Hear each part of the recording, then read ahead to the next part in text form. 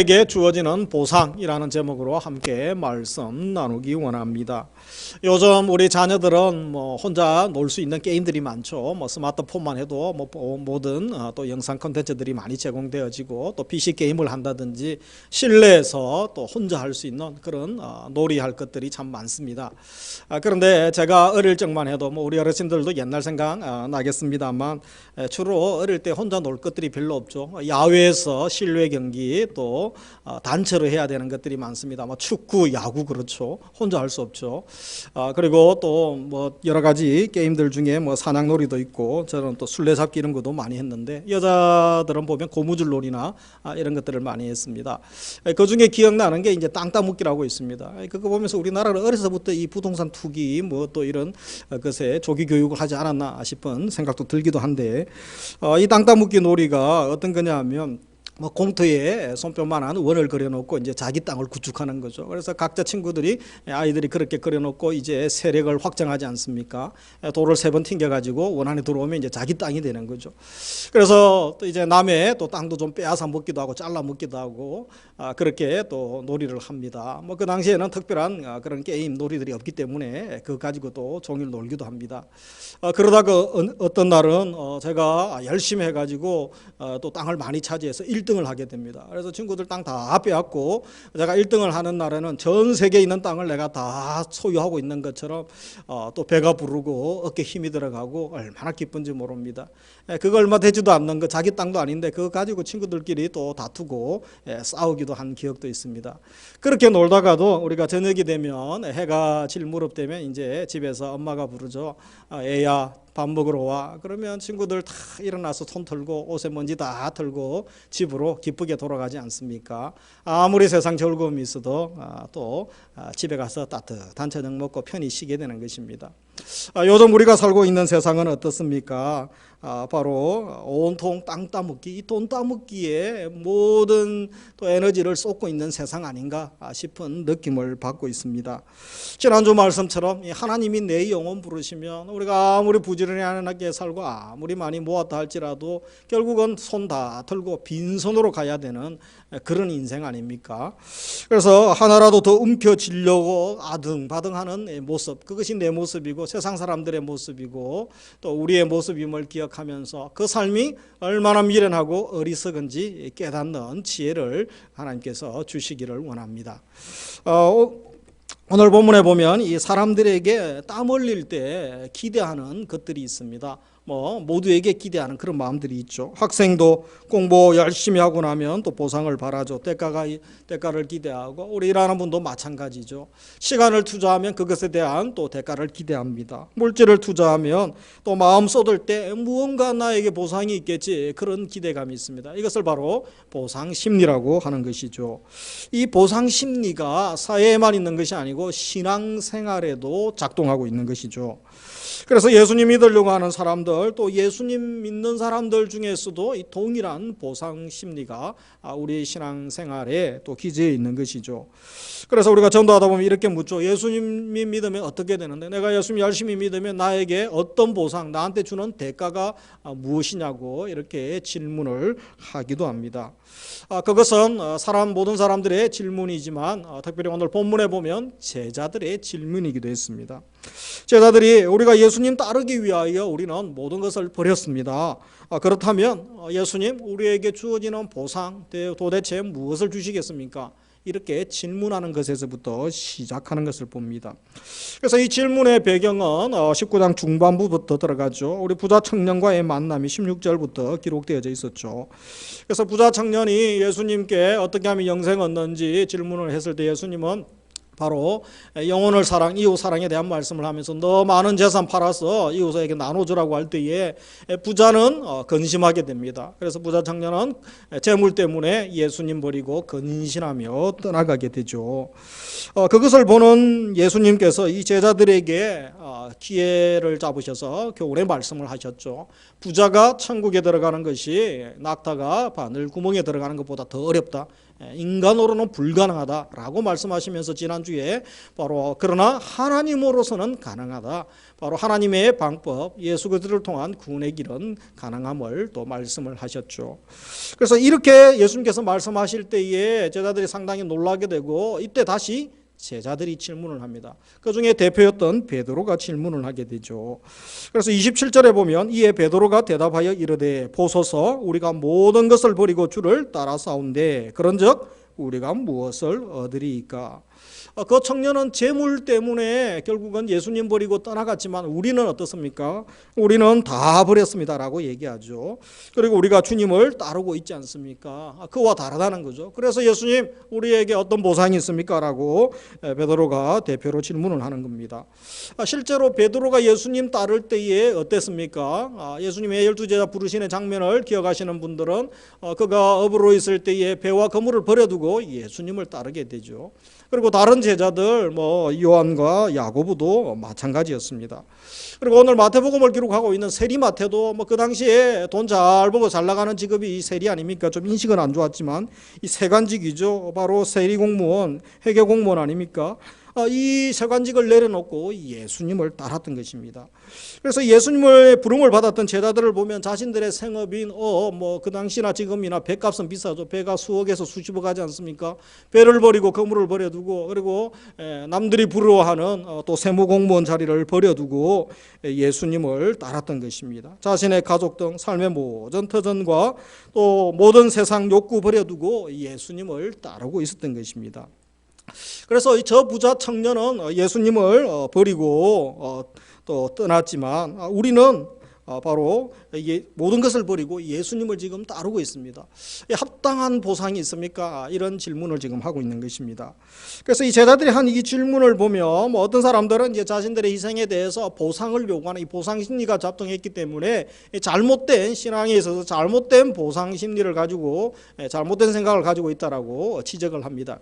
그러나 또 한편으로 볼 때는 그렇게 보기보다 예수님께서 앞에서 바로 사람의 힘으로는 하나님 나라 들어가는 것이 불가능하다 이렇게 아주 엄중하게 말씀하시니까 그래도 우리 나름대로는 아낌없이 버리고 예수님 따르고 있는데 우리들에게는 주님 어떤 격려가 있습니까? 이런 차원에서 질문한 것으로 생각할 수도 있다는 것입니다. 부자 청년은 내가 무엇을 하면 자기 행위로 영생 얻는 법에 대하여 물었죠. 그래서 그것은 불가능하다 예수님이 단호하게 말씀하셨습니다. 그러나 이 제자들은 내가 이 정도 버렸으니 우리에게 어떤 보상이 있을까요? 바로 그들은 버림이죠. 이 버림으로 하나님의 은혜를 얻겠다고 묻고 있는 것을 보게 됩니다. 그렇다면 우리 예수님께서 모든 것을 버리고 예수님을 따르는 제자들에게 주시는 복이 무엇이 있습니까? 우리 주님께서 그의 질문에 28절과 29절에서 대답을 하고 계십니다. 그래서 28절에 보시면 예수께서 이르시되 내가 진실로 너희에게 이르노니 같이 읽습니다. 세상이 해롭게 되어 나를 따르는 너희도 열두 보좌에 앉아 이스라엘 12지파를 심판하리라. 네, 그래서 28절에 보면 주님께서 말씀하시고 있죠. 그래서 이 말씀을 요약해 보면 모든 것을 버리고 나를 따르는 제자들에게 너희들에게 반드시 보상해 주겠다. 그런데 그 보상이 있는데 그 보상이라는 것은 단순한 물질적인 것이 아님을 보게 되죠. 영혼에 관한 것이고 영원한 것에 대한 것을 보게 됩니다. 그러면서 그 보상은 우리의 기대를 넘어서서 내가 상상하는 그 이상의 충분한 보상이 될 것이다. 그렇게 말씀하고 있습니다. 그래서 내가 기대하고 내가 생각하는 것과 주님이 말씀하시는 것이 맞는지 좀 차이가 있는지 우리가 한번 구체적으로 살펴볼 필요가 있겠습니다. 우리가 구체적으로 두 가지를 주님이 말씀하셨죠. 먼저 12보좌에 앉아 12지파를 심판하게 될 것이다 라고 말씀합니다. 미래의 보상에 대하여 지금 제자들은 확신이 없습니다. 부자 청년도 저렇게 가는데 우리는 또 예수님이 너무 심하게 말씀하셔가지고 지금 확신이 없죠. 그래서 예수님께서 다시 한번 확신의 말씀을 주고 계십니다. 28절에 내가 진실로 진짜로 너희에게 말한다는 거죠. 분명히 말해주겠다 있다는 거죠.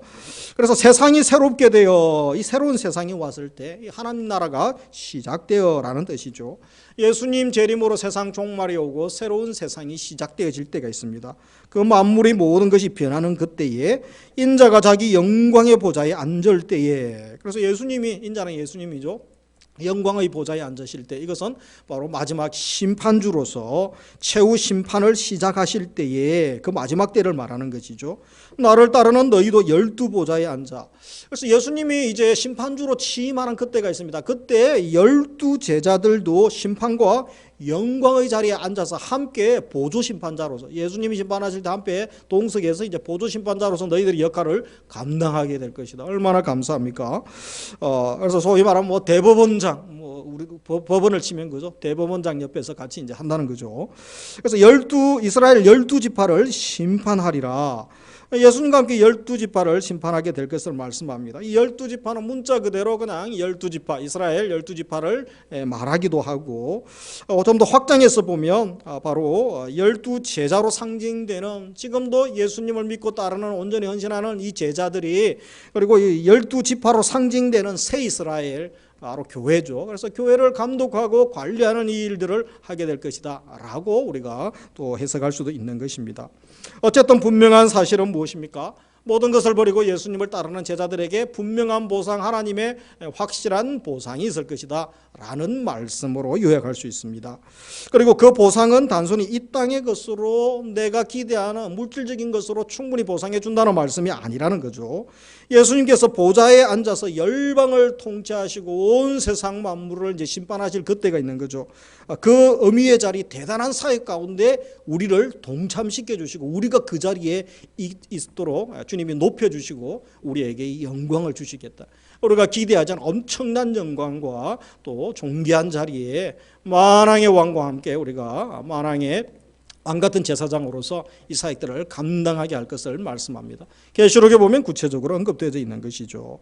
그러면서 또 어떤 보상을 말씀합니까? 29절에 보면 또 내 이름을 위하여 집이나 형제나 자매나 부모나 자식이나 전토를 벌인 자마다 여러 배를 받고 또 영생을 상속하리라. 두 가지죠. 여러 배를 받을 것이다.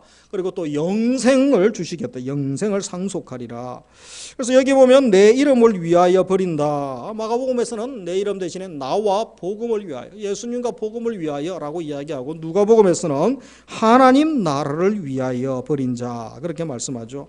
그래서 예수님 이름을 위하여 버린다는 것은 예수님 믿고 따르는 일 때문에 복음 전하는 일이죠. 복음 전하는 일 때문에 또 어려움 당하는 분들, 그리고 이 세상에서 바로 세상의 가치가 아니라, 돈의 가치가 아니라, 물질의 가치가 아니라 하나님 나라의 가치, 천국 가치, 복음의 가치와 질서를 따라 사는 사람들이 이 땅에서 살다 보면 손해보고 희생하고 어려움 당하는 일이 있습니다.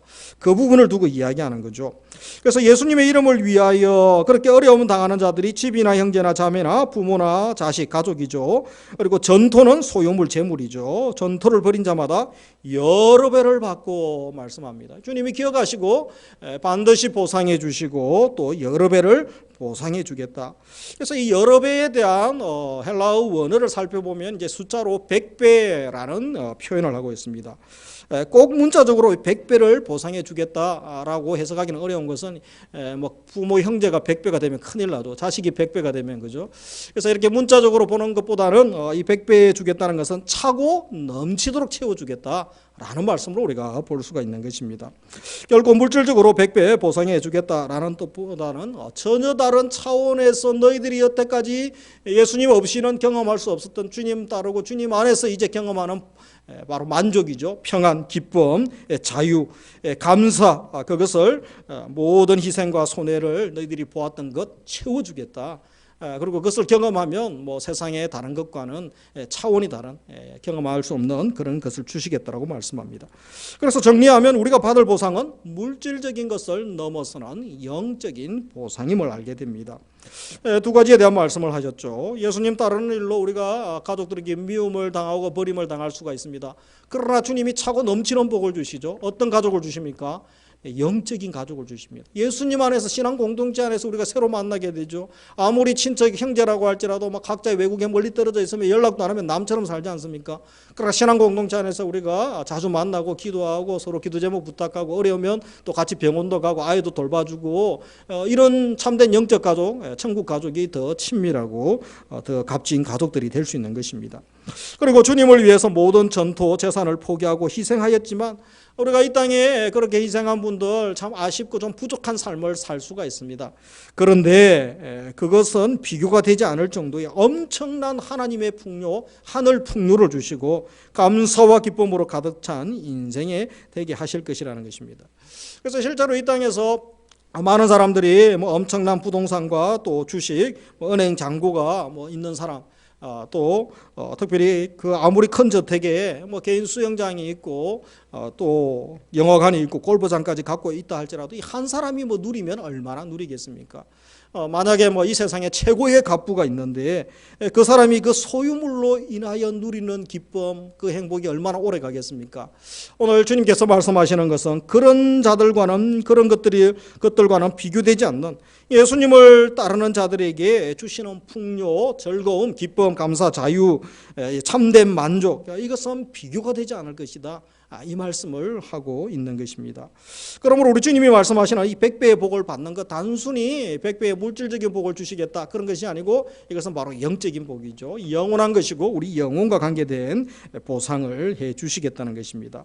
이 땅에서 누리는 맛본 기쁨과는 비교가 되지 않는 거죠. 우리가 어린아이일 때 과자, 그죠? 문방구에서 불량식품 과자 10원 100원짜리 요즘은 1,000원 하나요?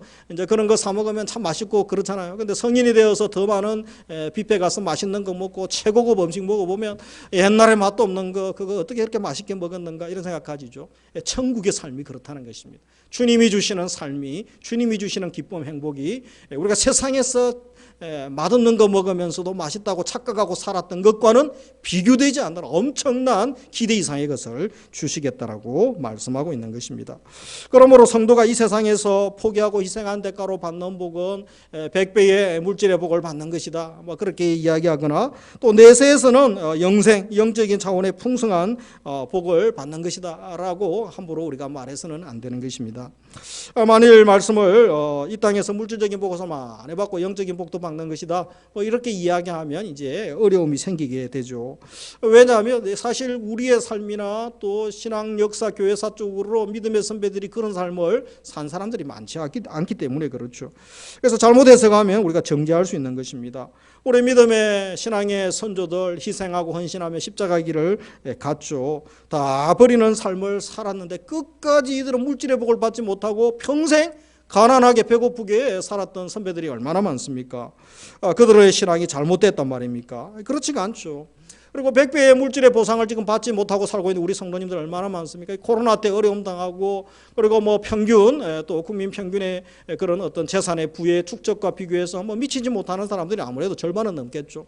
그러면 이런 분들은 아직 하나님의 참된 복을 받지 못한 것일까요? 그렇게 우리가 생각하거나 정죄해서는 안 된다는 것입니다. 그래서 저는 확신합니다. 인생 마지막까지 아무것도 이 땅에서는 가지고 많이 누리지 못한다 할지라도 주님을 신뢰하고 복음의 삶을 산 성도, 그것은 이 땅에 어떤 재물이 누리고 경험한 그 기쁨들, 쾌락의 즐거움과 비교되지 않는 이 땅에서도 주님께서 충분한 하나님의 영광 천국의 맛을 경험하게 하시고 행복을 또 누리게 하셨을 것에 대한 확신을 합니다. 이 세상에서 세상의 것으로 물질적 것으로 이 보상받지 못한 자들, 복받은 자들이 아니다라고 말할 수가 없는 것입니다. 그리고 그런 것들 누리지 못한다 할지라도 그들의 신앙에 문제가 있어서 그렇다라고 우리가 함부로 평가할 수는 없다라는 것입니다. 우리가 요한 3서 1장 2절을 참 기도 제목으로 많이 삼고 다들 아멘 하지 않습니까? 그리고 야베스의 기도도 또 그렇게 오해의 소지가 많죠. 특별히 요한 3서 1장 2절은 오해가 많은 구절입니다. 영혼이 잘됨 같이 사랑하는 자여 내 영혼이 잘됨과 같이 내가 범사가 잘되고 강건하기를 내가 간구하노라. 이 구절은 장로의 기도죠, 그죠? 이 사도의 기도임을 알아야 됩니다. 반드시 이렇게 되는 것은 아닙니다. 우리가 가끔 이야기하기를, 전도하기를 영혼이 잘 되면 범사가 잘 되고 자녀가 잘 되고 일이 잘 되고 만사형통된다. 예수 믿으면 팔자 고치고 만사형통한다. 이렇게 이제 전도용어로는 이야기하지만 실제로 우리의 삶은 그렇지 않는 경우가 더 많습니다. 그것이 또 목적이 되어서도 안 되는 것입니다. 그래서 아마도 이 편지를 받는 가이오 장로의 영적 상태는 참 복된 상태였는데 물질적으로 육신적으로는 경제적으로는 어려움이 있는 상황 가운데 있었던 것 같습니다. 그래서 이 요한 사도가 이 사랑하는 교회 지도자 가이오 장로가 영혼이 강건한 것처럼 당신의 물질에도 복을 주시고 또 육신적인 것에도 복을 받았으면 기도하고 있는 것이죠. 물론 우리도 얼마든지 이렇게 기도할 수 있습니다. 우리 자녀들이 영적으로 강건하기를 기도해야 됩니다. 그리고 지금 물질적으로나 또 육적으로 또 연약한 가운데 있으면 하나님 강건케 하시고 복을 주옵소서. 우리가 얼마든지 축복하고 또 기도할 수 있고 또 건강을 위하여 기도할 수 있는 것입니다. 그렇다고 해서 우리가 오해하지 말아야 될 것은 영적으로 강건하다고 반드시 물질의 복을 받아야 되고 반드시 성공해야 되고 반드시 건강하고 반드시 잘 나가야 된다. 이렇게 성경은 말씀하고 있지 않다라는 것입니다.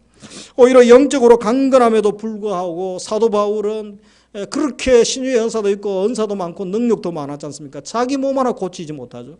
그래서 질병을 평생 달고 다니는 바울의 모습을 봅니다. 우리 믿음의 선도들처럼 히브리서 11장에 믿음의 거인들이 얼마나 나옵니까? 더 가난하게 나그네처럼 거지처럼 그렇게 살지 않았습니까? 그러나 하늘의 영광을 경험하고 하늘 기쁨을 경험하고 세상에 기죽지 않고 세상이 감당하지 못할 사람, 세상에 가치를 두지 않았기 때문에 그런 당당한 삶을, 승리의 삶을 살아갈 수 있었던 것입니다. 어쩌면 한국교회는 영적인 복을 바탕으로 육적인 복도 물질적인 복도 받아야겠다는 이런 최종 목적, 잘못된 목표를 설정하고 신앙생활하고 있는 것 같은 느낌을 많이 받는다는 것입니다. 소위 바로 우리가 번영의 실학에 물들어 있는 거죠. 번영의 신학에 대해서는 가짜 복음이죠. 이미 우리가 비전 시리즈 말씀할 때 온전한 복음이 선포되는 교회에서 이미 한번 다룬 적이 있습니다. 그래서 이것은 비성경적입니다. 복음 위에 육신을 희생하고 물질을 포기했다고 해서 반드시 주님이 보상해 주시는데 물질적으로 보상해 주시고 육신적으로 내게 100배 복을 주실 거야. 그런 생각은 하지 말아야 되는 것입니다. 그렇게 주장할 근거는 없습니다. 중요한 것은 주님이 주시는 복을 경험한 사람 다 그리고 주를 따르고 온전히 제자의 삶을 산 사람들에게 이 땅에서 건강할 수도 있고 건강하지 않을 수도 있습니다. 약할 때 강함 되시고 내 은혜가 족하도다 말씀하지 않습니까? 그리고 물질적으로 넉넉할 수도 있고 그렇지 않는 사람이 더 많죠. 그러나 상관없이 이 세상의 만족, 기쁨과는 비교되지 않는 감사, 평안 또 기쁨을 경험하게 하신다는 것입니다. 그래서 나의 참된 만족과 기쁨과 평안, 그리스도인들의 참된 만족, 평안, 기쁨은 어디에서 오는가? 이 세상 환경에서 오는 것이 아니고 물질에서 오는 것이 아니고 세상에서 오는 것이 아닙니다. 오직 하나님으로부터 말미암는다는 것을 확신하고 우리가 날마다 고백해야 됩니다.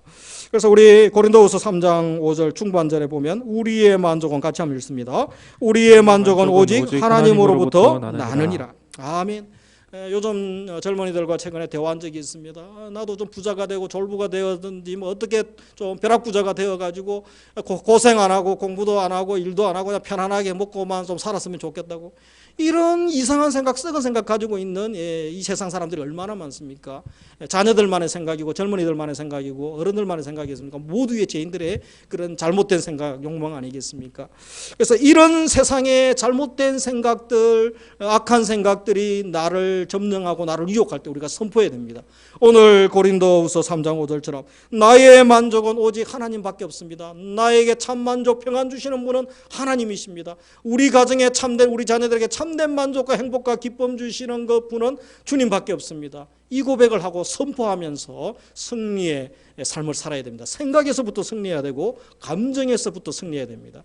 가장 치열한 영적 전투는 눈에 보이는 것이 아니죠. 바로 우리 내면에 우리의 보이지 않는 곳에서부터 치열한 영적 전투가 일어나는 것입니다. 그래서 우리가 오늘 본문을 통하여 분명히 할 건 네 가지를 기억하기 바랍니다. 내가 구원 얻는 것, 우리가 구원 얻는 것, 내가 주를 위하여 물질적으로 희생하고 시간 많이 들이고 헌신하면 주시는 것이 아니라는 것입니다. 바로 나의 나 된 것도 하나님의 은혜죠. 구원, 영생, 그것은 바로 하나님의 선물이요 은혜임을 기억해야 되는 것입니다. 그리고 두 번째로 그런데 이 진귀한 복을 받고 감사하여 주를 위해 집이나 형제나 자매나 부모나 자식이나 전토를 벌인 자, 주님이 모르시는 것이 아니라는 것입니다. 반드시 기억하시고 하나님이 보상해 주신다. 내가 안다. 요즘 우리 금요 심야 예배 때에 초대교회 또 소아시아 7교회를 보고 있지 않습니까? 에스버 두사빌라, 라우디게아 교회까지. 그래서 주님이 안다. 힘들 때에 주님이 모르시는 줄 알았는데 주님이 알고 계시는 것이죠. 그래서 반드시 보상해 주십니다. 세 번째, 그 보상의 내용이 무엇이냐? 그것이 우리의 생각과 다를 수 있다는 거죠. 전부 영원에 관한 것입니다. 하늘에 속한 복, 신령한 복, 하늘나라 가치로 주어지는 것이지 이 땅에 물질적으로 계산한다는 것은 아니라는 것입니다. 물론 어떤 분들에게는 이삭도 농사를 지어서 그의 소득의 100배를 얻은 적이 있죠. 일부에게는 하나님이 물질의 복, 육신의 또 세상의 것들을 더불어 주시는 경우도 있습니다. 모두가 받는다라고, 안 받으면 신앙 잘못한다라고 이야기할 수 없다는 것입니다. 오히려 가난과 함께 주어지는 경우가 더 많습니다. 어떤 사람들은 핍박 밖에 질병과 함께 주어지기도 한다는 것을 우리가 기억을 해야 되는 것입니다. 그래서 마지막으로 네 번째, 이 세 가지를 우리가 알게 되면 어떤 경우에도 바울처럼 자족하고 감사의 삶을, 감사합니다. 감사 인생. 바로 예수님의 자녀, 하나님의 자녀, 예수님의 제자들은 이 감사 지수가 높은 사람 아닙니까? 이 감사의 삶을 살아갈 수 있는 것입니다. 최근에 한 60대 어른을 전도한 적이 있습니다. 이 복음 전하니 싫어하고 거절합니다. 그래서 어르신, 이 좋은 예수님 왜 거절합니까? 그래서 내가 여태까지 한 많은 인생을 60평생 살았다고, 그래서 병들고 가난하고 억울하고 못 누리고 내가 사회적 약자로서 무시당하며 살아오고 나를 도와주는 사람도 없어서 내가 외롭게 이렇게 살았는데 지금도 너무 힘들어서 하루 벌어서 빠듯하게 살아가는데 무슨 예수님 타령하냐고, 그래서 싫어하셨어요. 그래서 선생님, 오히려 여태까지 외롭고 힘들고 억눌린 삶을 사셨는데 이제 좀 다른 삶을 사실 수 있지 않습니까? 그 삶이 있습니다. 선생님은 누리지 못했지만 그 삶이 예수님 안에서 있는데 예수님이 주시는 참된 만족과 행복과 평안을 누리실 수 있는데 그 기회를 제가 소개해 드리려고 합니다. 그래서 다시 한번 간절히 전한 적이 있습니다.